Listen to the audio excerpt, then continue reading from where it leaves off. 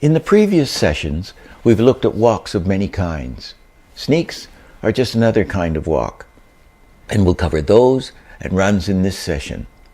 We'll end up with animal action and how four-footed and other creatures walk and run.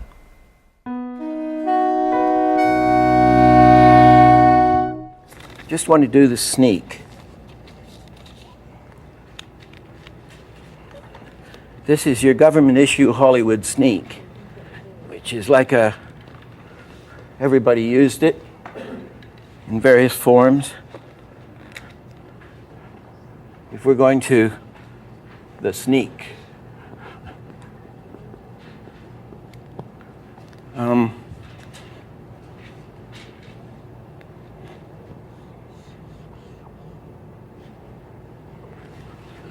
I'll put this foot out, I'll put it straight out. There. Let's say, which is the forward arm.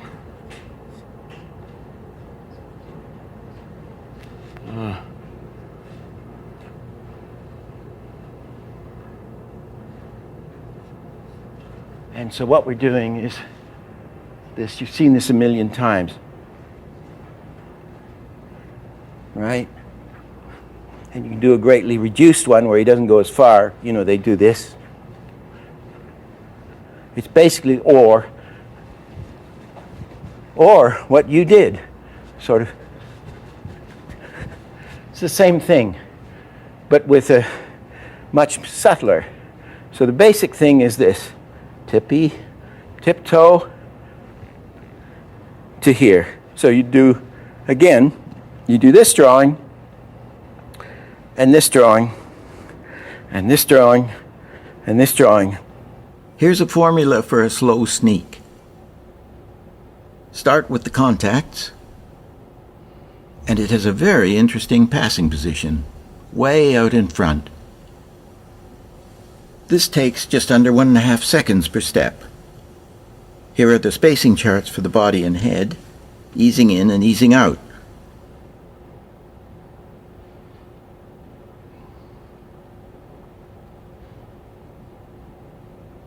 With actions this broad, we should really put it on ones.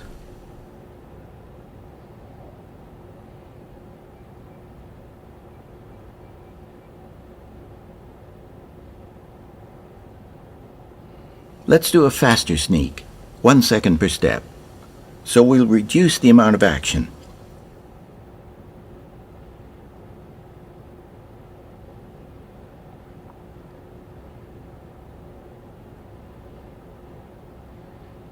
Here comes another variation.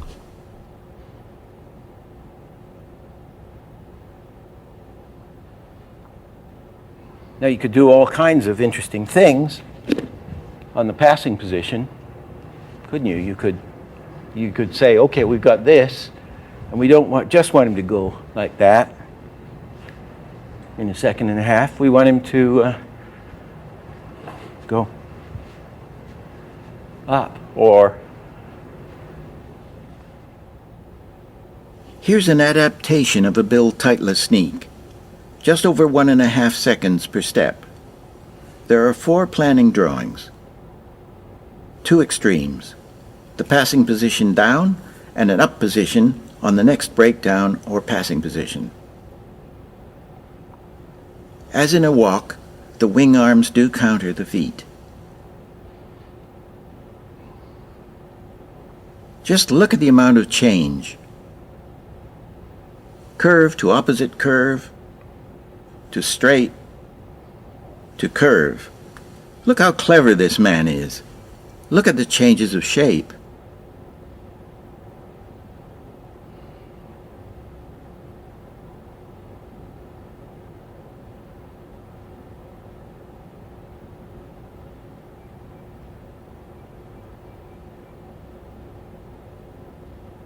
The one that never works, I think, I thought I'd seen it work once, and it was on a Disney thing called Legend of Coyote Rock. You know, where they're like this, and they got a foot up there, and a foot down there, You know, it goes doom, doom, doom, doom, doom, very, very fast. It's almost a blur. Usually they do it to try to blur this drawing. Ken Harris did it. He said we could never get it to work. The reason he couldn't get it to work was they had tall characters. The old problem is that we've got too much action in too short a space of time. But it'll work on a little mouse. Tom and Jerry, you know, the mouse is that size, so the leg's got hardly anywhere to go, and it'll work. Absolutely. So it's a little do-do-do-do-do, you know, that's the fastest you can go. Here's a sneak that we're going to make work. As he goes up, the belly goes down. Contact. The down, passing position with delayed belly. The up, next contact, keeping a slightly different profile from the first contact. Down again.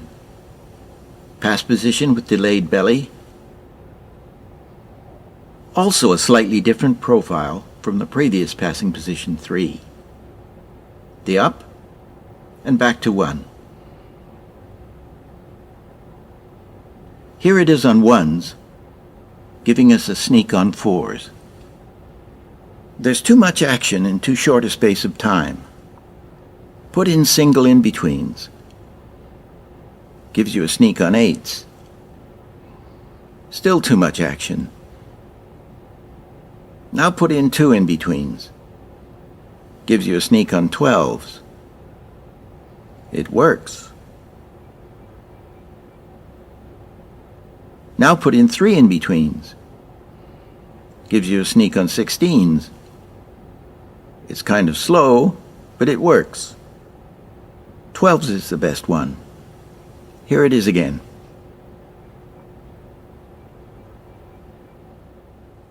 Now we'll get into runs. Obviously, runs are faster than walks. The difference between a naturalistic run and a walk is that in a naturalistic run, there's at least one frame where both legs are off the ground at the same time.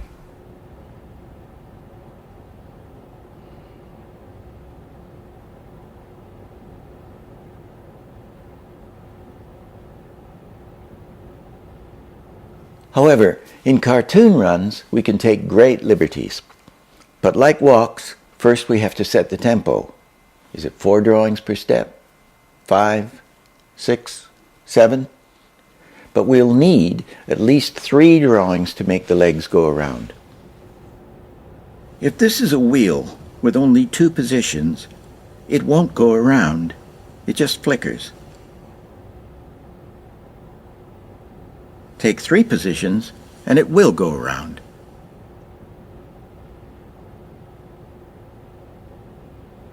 So we start with a cartoon run on 3s. Here are 6 positions to take 2 steps.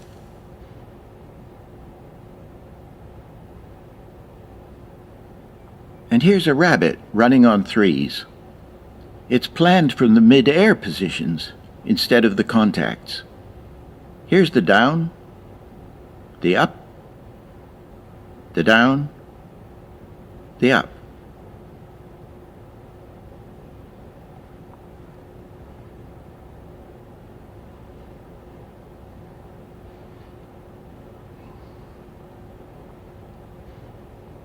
Here's another run on 3s. This one is planned from the contacts, but unusually for a run, both these feet are never in the air at the same time.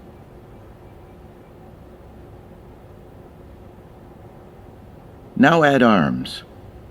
In this case, the passing positions for the arms are not on the same drawings as the passing positions for the body.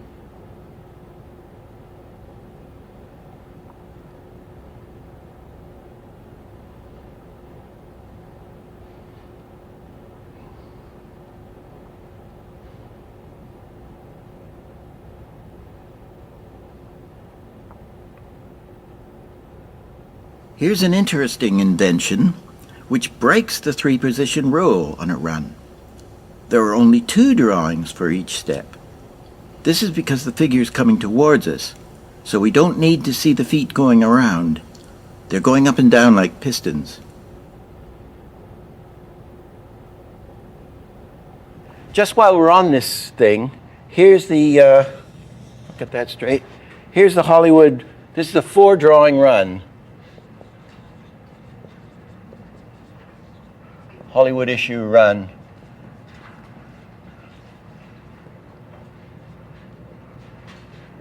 And this is going to work awfully well for a short, for one of these Hollywood proportion characters. And you've seen it a million times, but this is it. This is, the hands are here, there's a little plump body, the legs are there.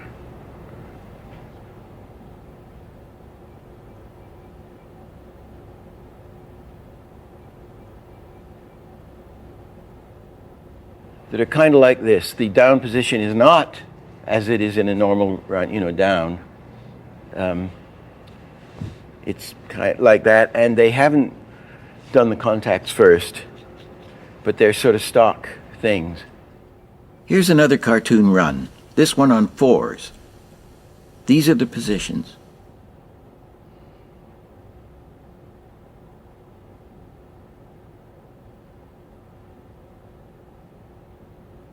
With long limbs, we get too much action in too short a space of time. Now let's take the same run, but make the limbs shorter.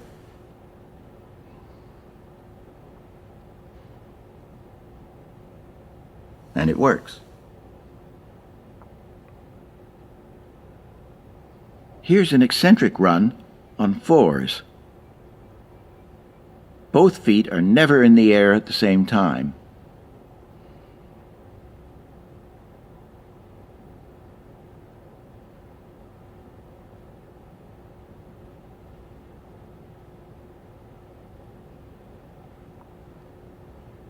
Here's a long-legged 6-frame run. Because of its long legs, it needs at least 6 positions to work.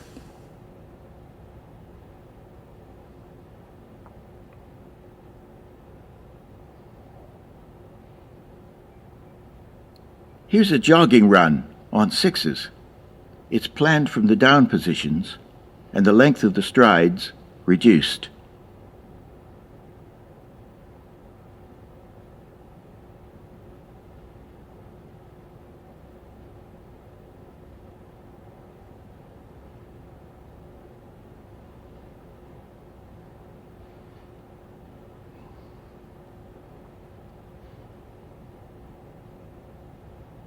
A young girl might run on 8s, with even more reduced action. There's only one drawing with both her feet off the ground.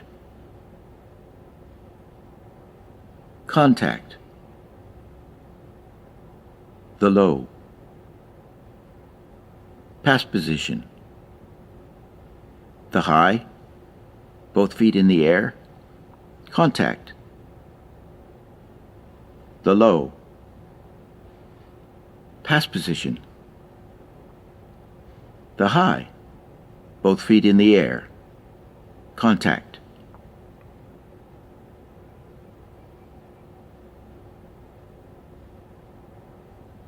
On this 12-frame run, there's lots of up and down on the weight. Because he's so heavy, it takes him only 2 frames to fall from the up to the down position. Then it takes 10 frames to lift everything back up again.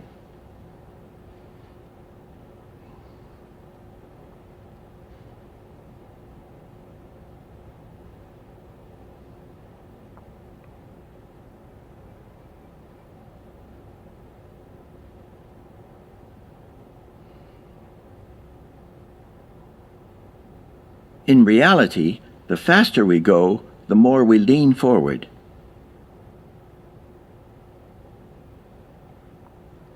And a runner will lean into a turn. How much he leans depends on his speed. We can force the perspective on the arms and legs with both feet and hands angled towards us, and on the next stride, both feet and hands angled away from us. It looks crazy, but it'll work. We've done a bunch of runs and walks with two-legged figures. Now we'll go to four-legged animals and other creatures. The greatest reference book for animal action is Human and Animal Locomotion by Edward Muybridge. The great animators all swore by it. Now we'll start with a four-legged walk. This is a thing Ken Harris showed me, which he said he always had no trouble with animals as long as he did use the Muybridge book.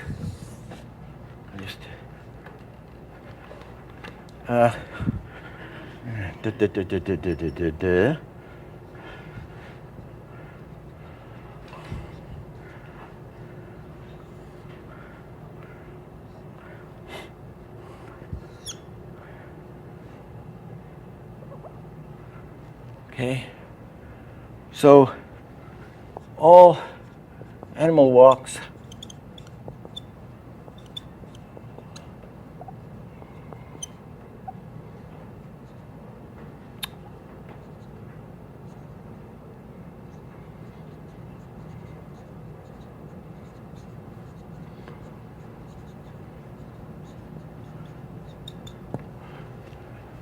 taking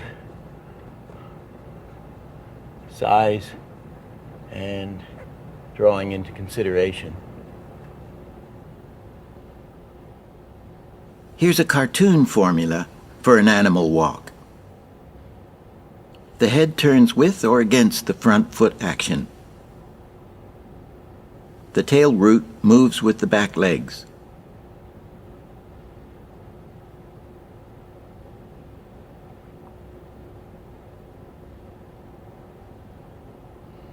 The way to think about an animal walk is as we are animals, and they now know for sure we were animals, whatever the religious connotation is. We are animal. We're built. The bone structure is the same.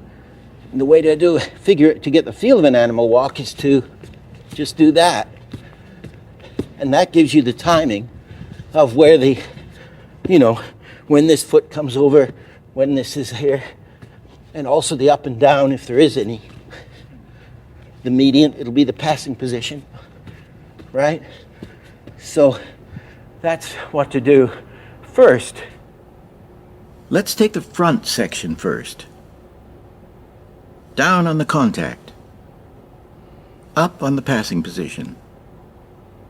Down on the contact. Up on the passing position.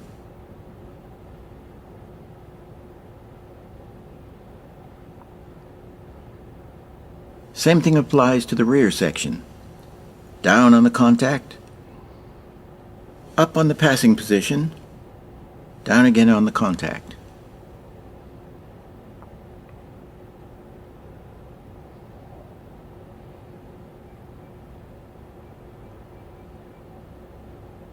Now we're going to put them together with the contact position on the rear and the passing position on the front. And next we get the contact position on the front and the passing position on the rear.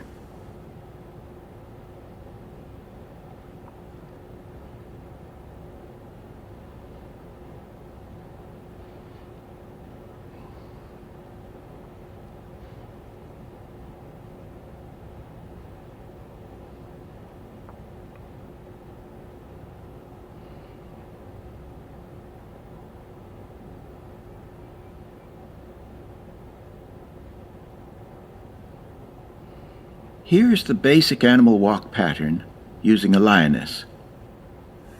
Just like the person on all fours, this lioness has her chest down on the contact and the chest up on the passing position. Chest down on the contact and up on the passing position.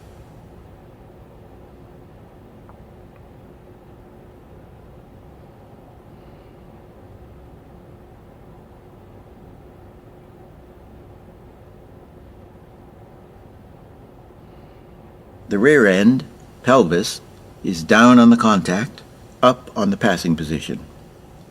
Down on the contact, up on the passing position.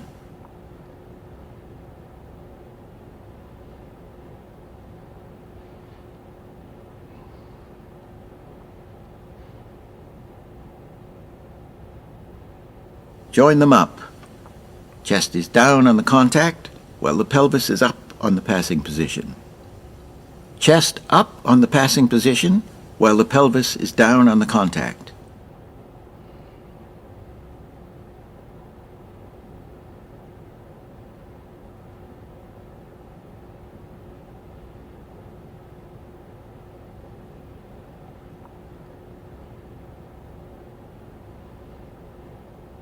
Here is the basic animal walk pattern again, using a medium-sized dog.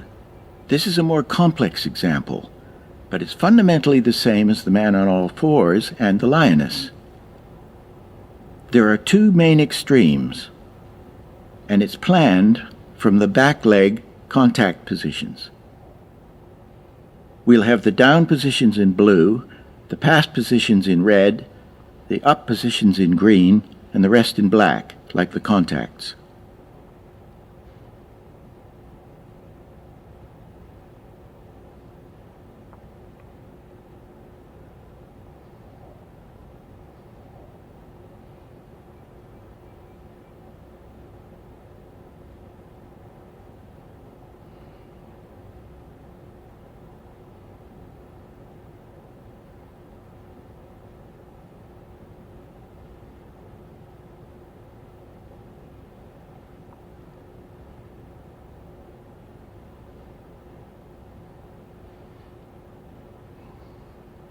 Animated on twos.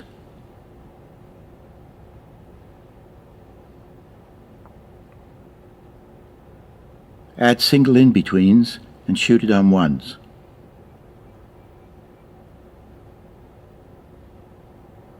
Here's our logo cartoon dog doing pretty much the same thing, only on 12s.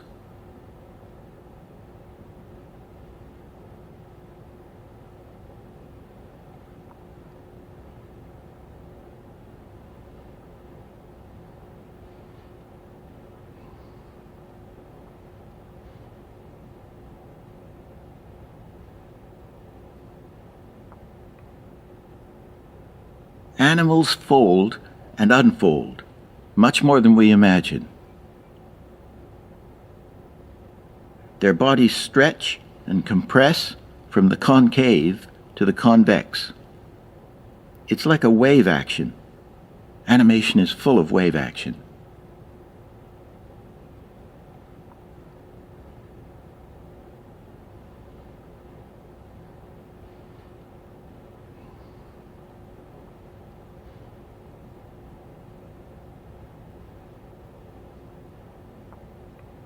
Here's a medium-sized dog running on 14s.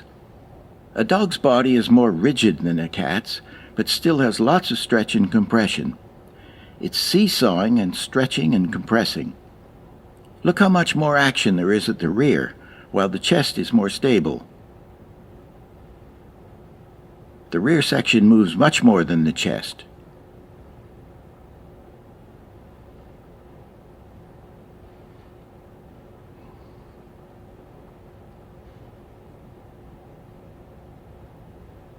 In a small animal, like a squirrel, look how much action is in the rear. The rear end is where the power is.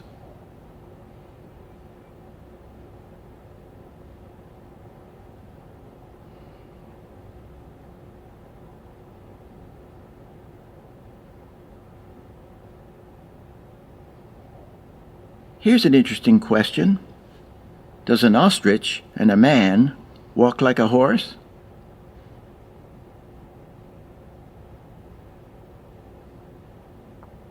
And the answer is, well, almost. Horses are really difficult to animate. There is no point in having a rigid body with stuck-on movable legs. Animals' bodies are enormously flexible. They're stretching and compressing all the time, like an accordion. Look at the overall shape, how it folds and unfolds. Look at how the weight is transferring from one leg to another, and in what order it's transferring. Now here's a refined horse walk.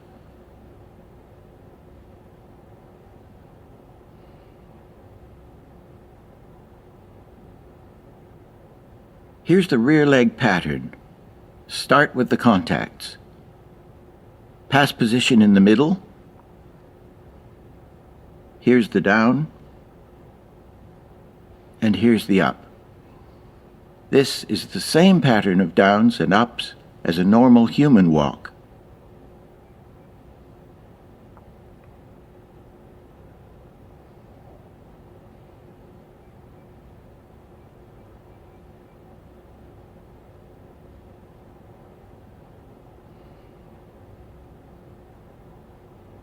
Now here's the front leg pattern. The pass position, the down, and the up. It's the same pattern as the rear legs, but it doesn't go as far down or as far up.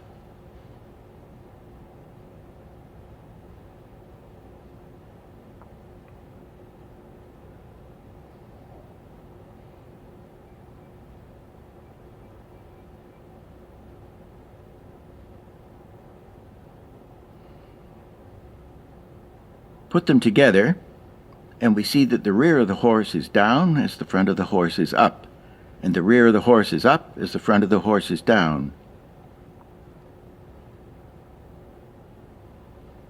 This is just like the other four-legged animals we've seen.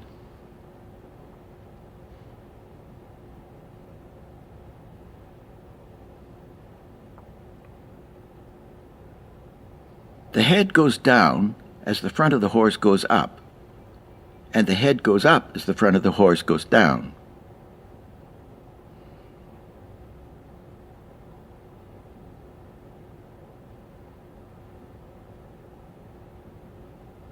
And the contact on the passing positions are in the middle.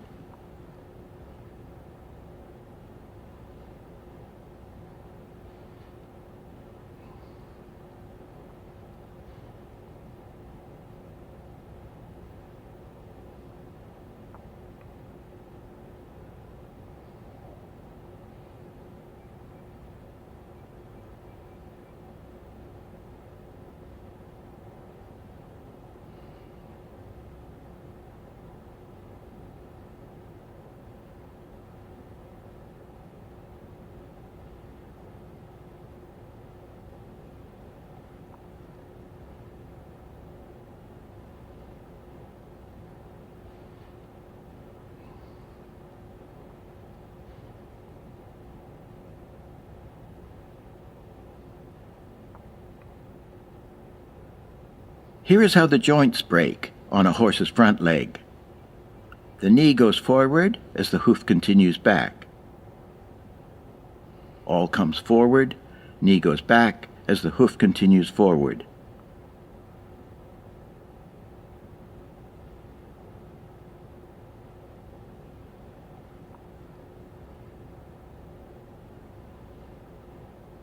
The power comes from the rear. The weight goes down, then pushes up, drops to the contact, continues down, and pushes up again.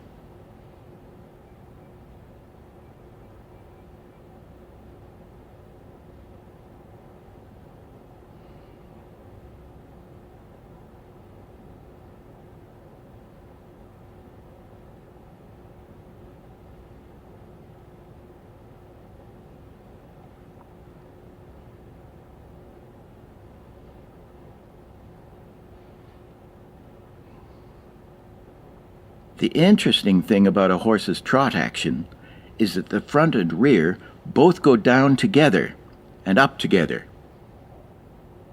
The opposite legs lift and contact at the same time.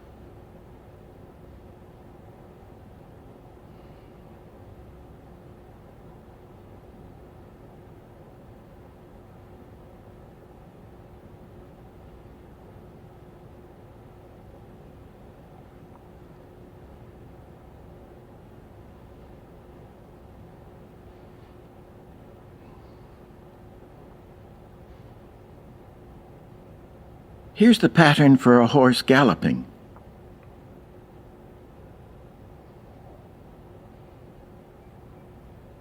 Stretched, compressed, Chest down, rear up. Chest up, rear down.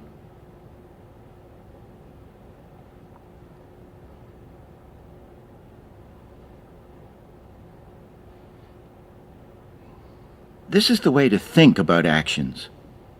We're looking for where things are stretched, where things are compressed, what is up and what is down, and in what order the weight is transferring to each leg.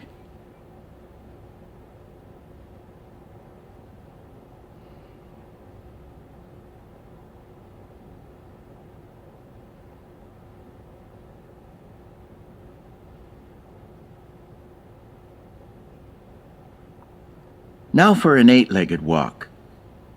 It may look complex, but it's actually very simple. The front legs work like a 2-legged walk.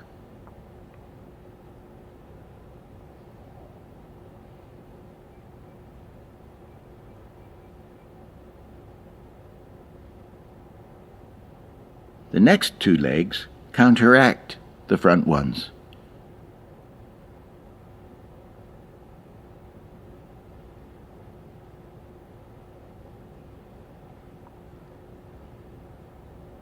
The third set mimic the front ones.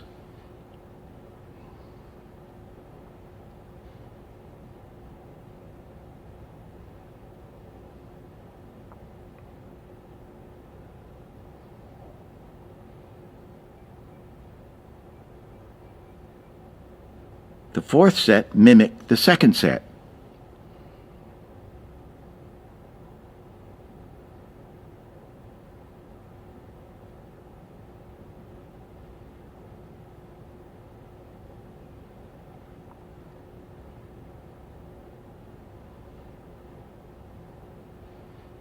So it's like 2 4-legged animals joined together.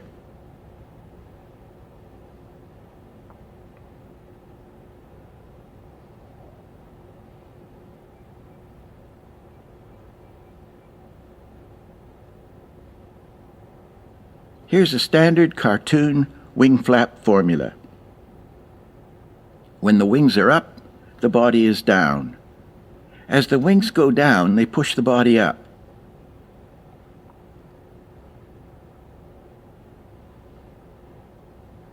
Here's the spacing for a wing going down. It eases out.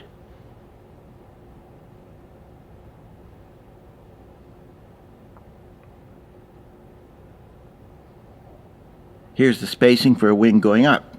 It also eases out.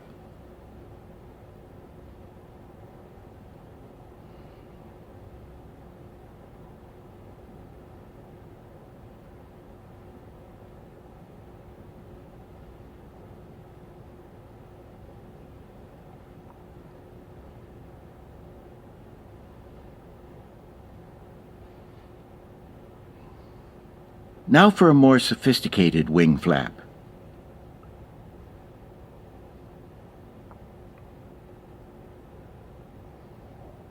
We'll make these wings out of 2 simple shapes.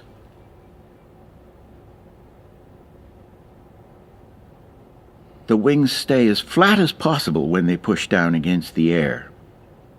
This pushes the body up. As the inner wings go up, the outer wings continue down. Then the outer wings slice up through the air to minimize air resistance. Here, the inner wings reach their highest point. Now the inner wings start down as the outer wings continue up, and as the body continues down.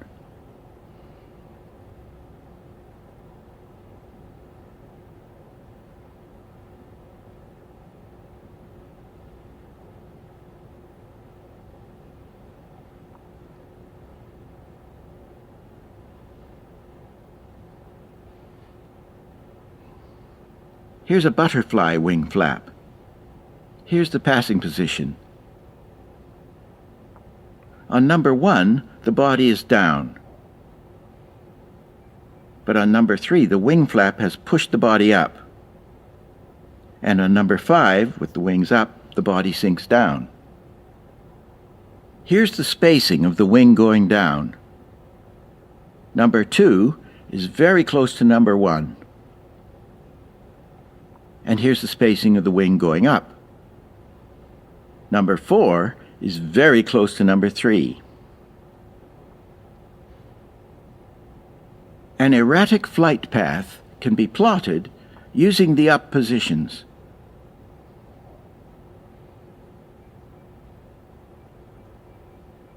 Add the breakdown or passing positions with the wings down and the body up. Now we've got it on 2s. And now we'll add the single in-betweens.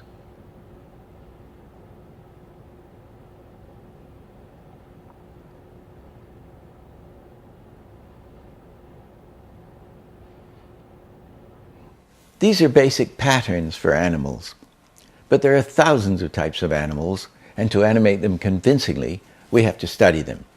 We have to understand the differences between them, and we need to know where the weight is and how they work. In the next session, we'll study flexibility and we'll show how to limber everything up.